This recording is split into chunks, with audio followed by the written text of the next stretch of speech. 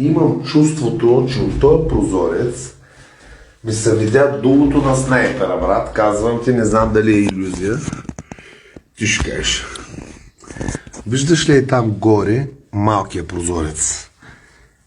Абе, през пердето от време на време хем не съм начаткан. Гледам и ми се привижда на Василий Зайцев в оптиката.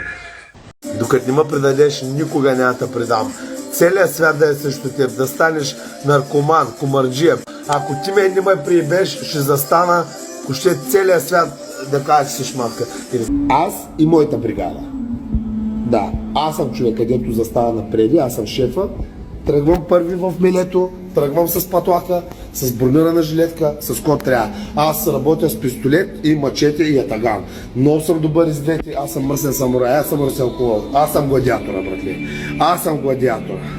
Сега отивам аз до оръжейния магазин, защото до сега лъгах. Аз лъжа. Аз съм свикнал да имам приятели.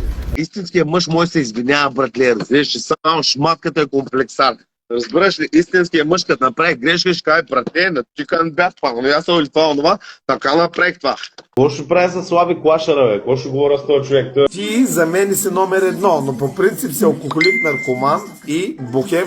Не е лошо момче, когато не го виждаш често. Затова разбери една приказка от мен. Не всеки човек, с който се караш, ти е враг и не всеки, който ти помага, ти е приятел. Аз искам да ми се молиш пред вратата. Другия път, който реши да настръхва, да съобразява какво прави, защото аз съм чисто луд. 5 пъти съм лежал в психото маняк. Къде отиде, маняк? Сега се ядосваш, дължите 500 лева от 2 години. Зор нямаш, бе, изчакай и се оправим. Извинявайте, полиция! Само да ме попитам нещо, че имам един проблем. Търсим мафията, всеки момент смятам, че ме убият. Не съм виновен, че аз съм примерно красив, млад, известен, богат, смел, а ти си всичко това, което... Защо ме завиждаш, бе, брат? Защо? Разбери, дадено ми от Господ, такъв съм. Не мога да ти помогна сега. Какво да направя? Аз съм боса, брате. Аз съм шефа. Аз съм шефа на релефа.